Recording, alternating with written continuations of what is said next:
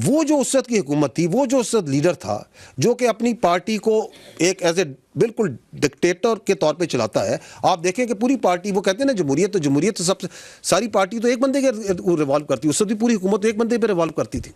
और जो उस वक्त DGI थे वो किधर है इस वक्त, जिनको उन्होंने अपनी सियासत के लिए इस्तेमाल किया। आप ये इदारे पे नहीं लगा सकते, ये शख्सियात का खेल था। किसी की सियासत और ज़ात पाकिस्तान से बढ़कर नहीं। जो कहते हैं ऑपरेशन नहीं होने देंगे, क्या उनकी शख्सियत पाकिस्तान से बढ़कर है? DGI SPR lieutenant general Ahmed Sharif Chaudhry की प्रेस कॉन्फ्रेंस। कहा, माजी में एक वज़ीर आज़म ने कहा मेरे पास इख्तियार नहीं, वह इतना बाख्तियार था, उसने उस वक्त आर्मी चीफ को बाप डिक्लेयर किया। साबिक DGI SI को सियासत के लिए इस्तेमाल किया गया। कौम का एक ही बाप है, वो बानी पाकिस्तान है। आज की हुकूमत भी बाइख्तियार है, पहले की हुकूमतें भी बाइख्तियार थी। इख्तियारात मुकम्मल लिए जाते हैं लेकिन जिम्मेदारी नहीं लेते। वो तो कह रहे हैं ऑपरेशन नहीं होने देंगे, ऑपरेशन तो हो रहे हैं। खैबर पख्तूनख्वा हुकूमत ने सूबे में दहशतगर्दी के खिलाफ ऑपरेशन की मुखालफत की। दहशतगर्दी के खिलाफ बयानिए से कोई टस से मस नहीं कर सकता। सूबों को दहशतगर्दों के खिलाफ एक पेज पर लाना सियासतदानों का काम है। अच्छा जी, मिलिट्री ऑपरेशन नहीं करना तो फिर करना क्या है? फिर क्या दहशतगर्दों के पैरों में बैठ जाना है? फिर क्या खारजी नूर वली महसूद को सूबे का वज़ीर आला लगा देना है? क्या उसकी बैत कर लेनी है? क्या हैबतुल्लाह साहब आप बताएंगे कि चारसद्दा में क्या होगा? हमें एब्सोल्यूट क्लैरिटी है कि ये जंग हमने जीतनी है, not through appeasement but by force, by strength.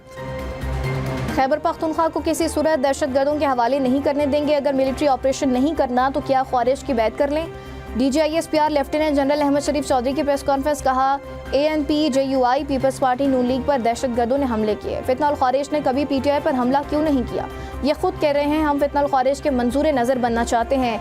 आप काबुल से भीख मांग रहे हैं कि हमें सिक्योरिटी दो। लोगों को गुमराह करने के लिए असम्बली में बैठकर झूठा बयानिया बनाते हैं। कहते हैं फौज मादनियात और डॉलर्स के लिए लड़ रही है। क्या फौज मादनियात के लिए वहाँ बेलचे लेकर गई? सिर्फ तुम्हारे पास नहीं, पूरे पाकिस्तान के पास मादनियात है। रियासत चाहती है मादनियात का फ़ायदा खैबर पख्तूनख्वा के आवाम को हो। क्या खारजी नूर वली महसूद को सूबे का वज़ीर आला बनाना है? तो फिर करना क्या है? कोई जवाब नहीं, ये बस बयानिया बना देते हैं। अफगान तालिबान को मोदी की शक्ल में नया हीरो मिल गया। पाकिस्तान में दहशतगर्दी का सबसे बड़ा पैटर्न भारत है। तर्जुमान पाक फौज ने कहा, मार्का के बाद दहशतगर्दी के वाक़यात में इजाफा हुआ। दहशतगर्द हमलों की प्लानिंग अफगानिस्तान में बैठकर की जाती रही। मुल्क शाम से 2500 दहशतगर्द अफगानिस्तान पहुंचे। मनसूबाबंदी के बाद दहशतगर्दों को पाकिस्तान में दाखिल कराया गया। अफगानिस्तान में छोड़ा गया असलहा दहशतगर्दी के लिए इस्तेमाल हो रहा है। दहशतगर्द कमांडर्स अफगानिस्तान से पाकिस्तान में रुकावटों की हिदायत देते रहे। ख्वारिज ने क्वाडकॉप्टर ड्रोन्स दहशतगर्दी के लिए इस्तेमाल किए। हमारा काम सियासी जमातों से बात करना नहीं, जिस जमात ने बात करनी है वो हुकूमत से करे। DGI SPR lieutenant general Ahmed Sharif Chaudhry का एस्टेब्लिशमेंट क्या हुकूमत से मुमकिन मुज़ाकरात पर वाज़ेह जवाब। कहा, हमें किसी सियासी जमात से कोई इशू नहीं, सियासत का मसला नहीं, सियासी जमातें बेहतर हल कर लेंगी। गवर्नर आज लगाना या ना लगाना हुकूमत का फैसला है। DGI SPR और सहाफ़ियों का शौदा को खड़े होकर खराज अकीदत। लेफ्टिनेंट जनरल अहमद शरीफ चौधरी ने कहा, 2025 में दहशतगर्दी में नुमाया कमी आई। एक दहशतगर्द के मुकाबले में करीबन 3 पाकिस्तानी शहादतें हुई। दहशतगर्दी को सिर्फ फौज की जंग कहना गलत है, बल्कि ये पूरी कौम, हर शहरी और हर ख़ानदान की जंग है।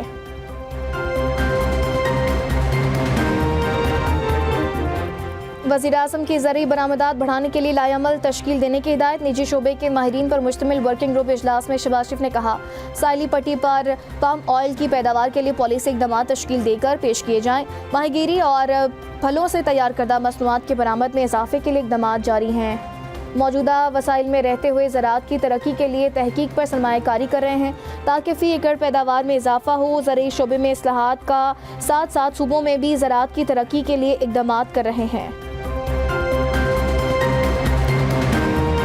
वज़ीर ख़ारजा इसाक डार से ईरान के सफ़ीर रज़ा अमीरी की मुलाकात। ईरानी वज़ीर ख़ारजा अब्बास इराक़ची की नए साल के मुबारकबाद का तहरीरी पैगाम पहुँचाया। दोनों ममालिक के इदारा जाती मैकेनिज़्म के तहत ताउन के फ़रोग़ पर तबादला ख्याल। पाक ईरान ताल्लुकात मज़ीद मज़बूत बनाने के आज़म का यादा। इसाक डार ने कहा कि पाकिस्तान ईरान के साथ अहम तरजीही शोबों में ताउन गहरा करने का ख्वाह है।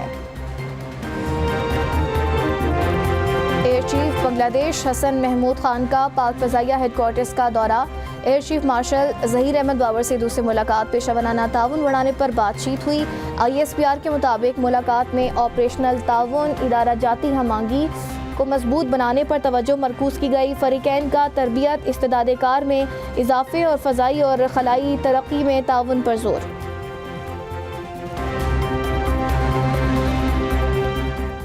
अवाम के लिए खुशखबरी, हुकूमत का आइंदा 6 माह के लिए गैस कीमतों में इजाफा न करने का ऐलान। वज़ीर पेट्रोलियम अली परवेज़ मलिक कहते हैं 1 जनवरी 2026 से गैस की कीमतों में कोई इजाफा नहीं होगा, नोटिफिकेशन जल्द जारी कर दिया जाएगा।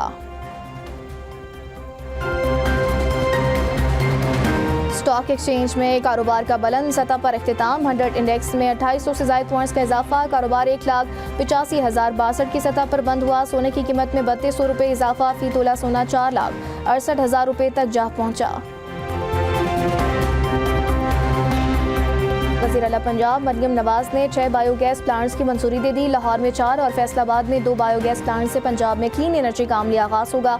वज़ीर आला मरियम नवाज ने स्मॉल बायोगैस प्लांट्स का काबिल अमल मनसूबा तलब कर लिया। मल्टीपल फ्यूल बायो रिफाइनरी के लिए फिजिबिलिटी स्टडी की मंजूरी। वेस्ट टू एनर्जी प्रोजेक्ट की फौरी तकमील की हिदायत जारी। वज़ीर दाखिला मोहसिन नकवी इस्लामाबाद को शंघाई की तर्ज पर तरक्की देने के ख्वाहां। शंघाई में शहरी मनसूबाबंदी के हेडक्वार्टर्स के दौरा। शंघाई शहर के मास्टर प्लानिंग, डेवलपमेंट और सहूलत पर तफसीली ब्रीफिंग ली। मोहसिन नकवी ने शंघाई के जदीद सहूलियात से आरास्ता स्टेडियम का मॉडल भी देखा। वज़ीर दाखिला ने कहा शंघाई की तरक्की अपनी मिसाल आप और दुनिया के लिए काबिल तक़लीद है। वज़ीर आला खैबर पख्तूनख्वा सोहेल आफरीदी 9 जनवरी से 11 जनवरी तक कराची का दौरा करेंगे। सिंध के मुख्तलिफ इलाकों में जाएंगे। पार्टी की सियासी सरगर्मियों की क़यादत खुद करेंगे। वज़ीर आला के हमरा सूबाई अरकान असम्बली भी मौजूद होंगे। सोहेल आफरीदी जेल में कैद कारकुनान और सियासी रहनुमाओं से भी मिलेंगे। पाकिस्तान का वेनेज़ुएला की सूरत हाल पर गहरी तशवीश का इज़हार। वेनेज़ुएला में कार्रवाइयों को आलमी अमन के लिए खतरा करार दे दिया। पाकिस्तान के कायम मकाम मुस्तकिल मंदूब उस्मान जदून का सलामती काउंसिल इजलास से खिताब। कहा दुनिया पहले ही मुतअद्दिद बहरानों का शिकार है। बढ़ती हुई कशीदगी आलमी अमन के लिए नए खतरात को जन्म दे सकती है। वेनेज़ुएला के खिलाफ एकतरफा फौजी कार्रवाई रियासती खुद मुख्तारी के नजरिए की सरीहन खिलाफ वर्जी है।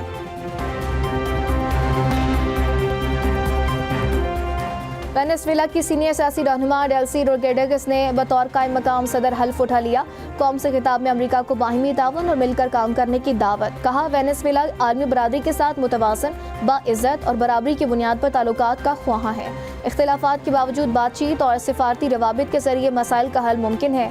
असीर सदर निकोलस मादुरो के बेटे का भी कायम मकाम सदर डेल्सी की गैर मशरूत हिमायत का ऐलान। ग्रीनलैंड पर कब्जे की अमरीकी धमकी मुस्तरद। वज़ीर-ए-आज़म जेनिस नेल्सन ने कहा ग्रीनलैंड हमारा है, हमारे अवाम इसके मुस्तकबिल का फैसला करेंगे। बरतानिया और फ्रांस ने भी अमरीकी सदर की ग्रीनलैंड पर कब्जे की धमकी को मुस्तरद कर दिया। बरतानवी वज़ीर-ए-आज़म सर कीर स्टारमर ने कहा बरतानिया इस मसले पर डेनमार्क के साथ खड़ा है। फ्रांसीसी वज़ारत ख़ारिजा ने बयान में कहा सरहदें ताकत से तब्दील नहीं की जा सकती। ग्रीनलैंड अवाम का है और ये उन पर मुनहसर है कि वो इसके साथ क्या करे।